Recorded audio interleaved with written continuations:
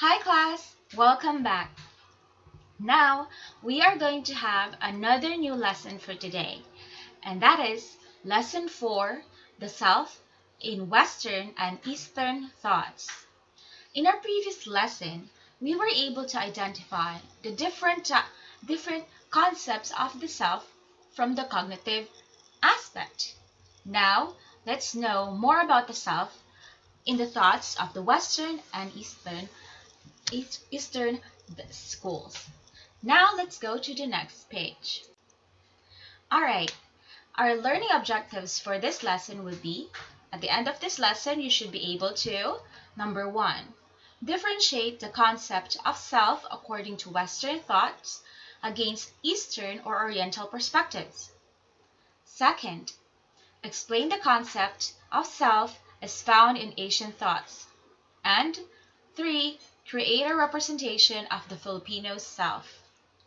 Now let's go to the next page. Alright, now let's start with the Eastern thoughts.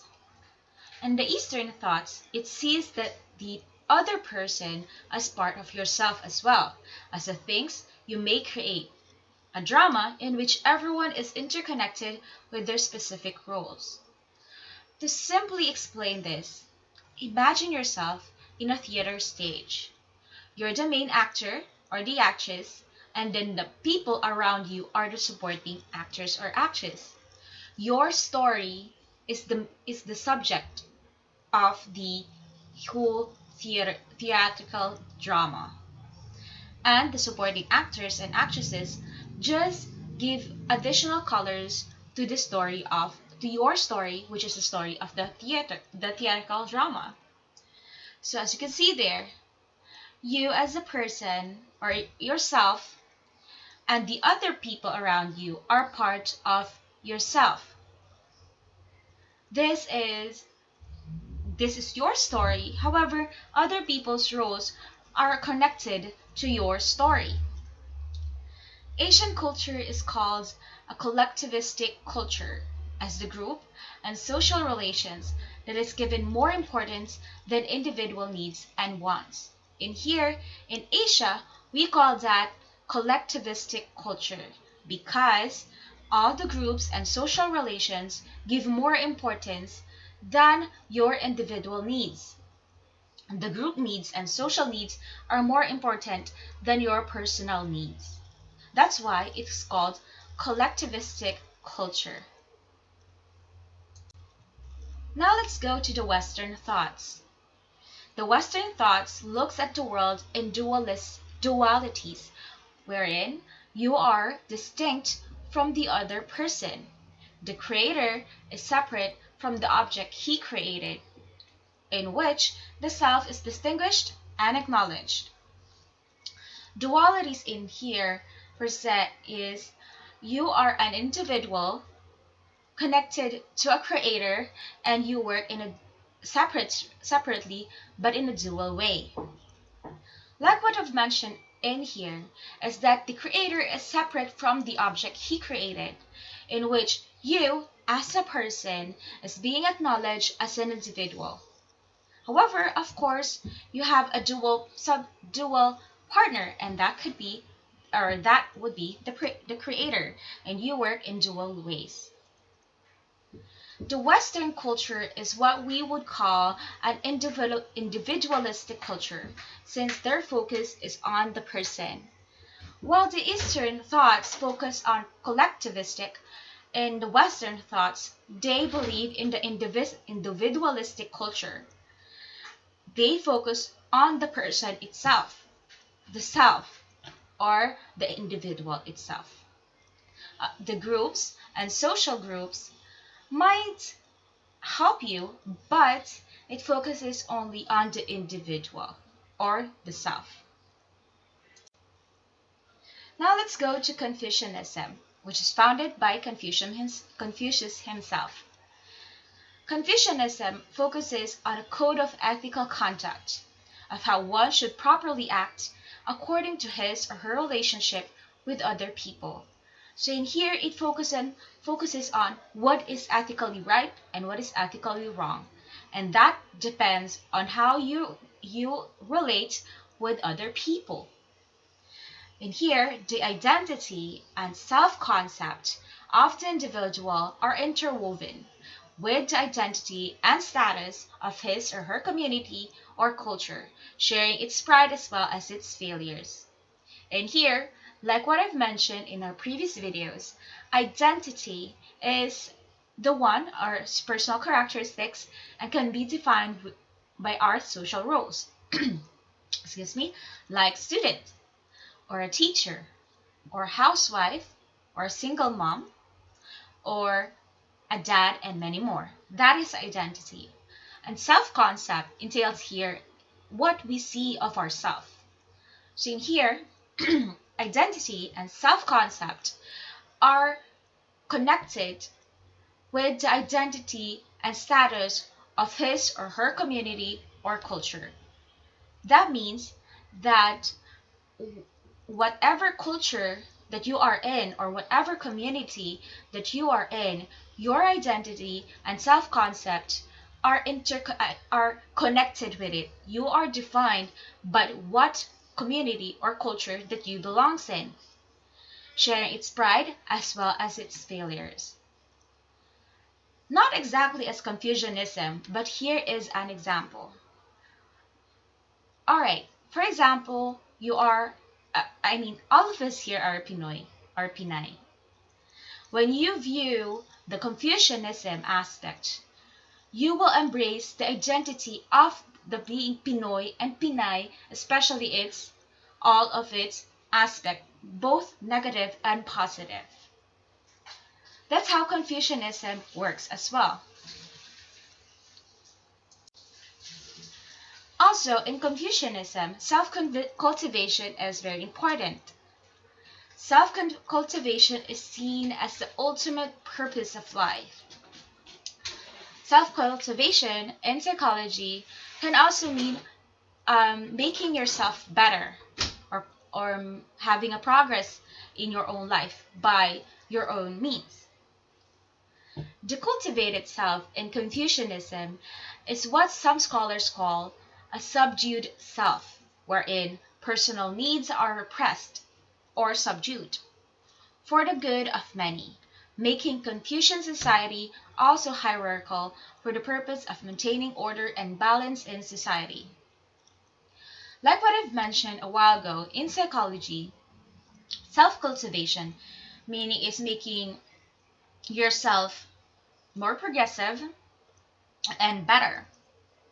But in Confucianism, once you attained the self-cultivation, once you are already at the end of the self-cultivation, or you already met the needs, to make yourself cultivated, you will now become a subdued self, wherein all of your personal needs are repressed, meaning your personal needs are no longer applicable or is back at the back of the other needs of the society, because in Confucianism, the subject self, or the goal of self cultivation is for the good of the many, because Confucianism goal is to maintain order and balance in society.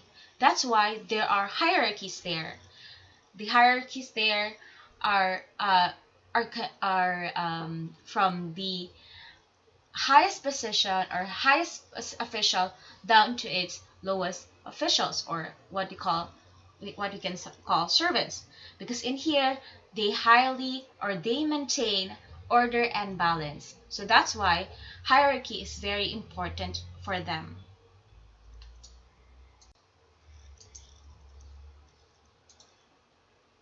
Now let's continue. Let's continue to Taoism. Taoism is living in the way of the Tao, or the universe. Tao can also mean universe, or the whole universe per se, not only in the earth but the whole universe. That includes also the spiritual aspect, the universe. So as you can see from there, Taoism entails to the universe. The importance is on the universe. So Taoism rejects having one definition of what the Tao is. So for Taoism cannot be simply explained by an individual or a single individual because again it's universal. Also, Taoism rejects the hierarchy and strictness brought by Confucianism and would prefer a simple lifestyle and its teachings that does aim to describe how to attain that life. So Taoism thought that Confucianism that focuses on repressing your personal needs just to maintain balance and order in the society is pretty strict. For them, a simple life is more important, and how to attain that life would be the most important process in or purpose of an individual. Or now here's a picture of how Taoism can be simply described. Now let's read this part. Taoism is a religious tradition that began in China about 2,500 years ago, at about the same time Confucius lived. Again, in here, while Confucius was interested in how people treated one another, Taoism is a spiritual philosophy that focuses on a person's outlook on life and the world around them. So an example of a Taoism and what best describes it is the yin-yang. The yin-yang shows an equality between the two sides, the dark and the white. And as you can see, there are small circles in it as well. It shows the different aspects as well. The white contains the black and the black contains the white. The Taoism focuses more on the balance. What is the balance in life of an individual? To continue, the self is not just an extension of the family or the community. It is part of the universe. Alright, like what I've mentioned a while ago, Taoism focuses on the universe. It doesn't end in the family or the community, but in the universe per se. In here, the ideal self is selflessness. But this is not forgetting about the self. It is living a balanced life with society and nature, being open and accepting to change, forgetting about prejudices rather, and egocentric ideas, and thinking about equality as well as complementarity among humans as well as other beings. So contrary to Confucianism, which focuses on what is good in the society, which is the goal is to maintain order to society. And here, the self in Taoism focuses on what is balance in the individual's life. Again, living a balanced life with society and nature. Balanced life so it includes society and nature. So that is being open and accepting to change, forgetting about prejudices rather, and egocentric ideas, and thinking about equality as well as complementarity among humans as well as other beings. So Taoism focuses on the balance between yourself, the balance within yourself, and the balance that you give to the society and nature and the whole universe. So you can see here, it focuses on the inner self. It is selflessness, while in the Confucianism, it focuses on repressing your personal needs. So to give balance, to maintain order in the society. While in here, you have to focus on balancing yourself to be selfless, so you can give more, or you can have a balanced life with society and nature. Now let's continue to Buddhism. And here, Buddhism, the self is seen as an illusion born out of ignorance of trying to hold and control things or human-centered needs. Thus, The self is also the source of all these sufferings. In Buddhism, he believed, or Buddha is like the god in Buddhism, believes in the concept that the self is just an illusion that is the source of all the sufferings of yourself and the world around us. Illusion in here, in psychology, illusion is described as the false perception of something, or the presence or seeing something in a false manner. For example, you see an object, or an image rather, an image that shows um, two girls. But in reality, if other people can see it from afar, they will just see different a picture of different colors. But other people can see two girls. Or for an example, an optical illusion. That would be the best example. So in here, in Buddhism, they think that the self is just like an optical illusion. It is something that is false, that our perceptions tend to be um, mistaken, because the self is selfish. It thinks of itself. It is human-centered, and the self is the suffering. I mean, the source of suffering of all things. That's why in Buddhism, the Buddhism goal is to forget about the self, forget the cravings of the self, break the attachments you have with the world, and to renounce the self, which is the cause of all the suffering, and doing so, attain the state of nirvana. So in Buddhism, the focus is for you to forget all your personal needs, your egos, your selfish self. In short, you have to forget yourself. Forget all the things, or all the pleasurable things in the earth to feed yourself. This is to break the karma. Karma is the continuous cycle of death and rebirth. Again, karma, yes, the death and rebirth. For example of karma, in your living right now, you are very selfish. You get all the cravings of yourself. You tend to be corrupt. You, for example, as an official in the government, tends to be a crocodile, getting all the money of the government and of the people. So you can have a very wonderful life, yes, as your own. So once you die, karma will hit in, and this karma will put you on the lowest part of the society. For example, in your living life, you are a very prestigious high government official. Now, once you die, you will rebirth to the most smallest creature on the earth. For example, the most hideous one is the cockroach. So, if you become selfish in your life today, karma will hit in, and you will be the smallest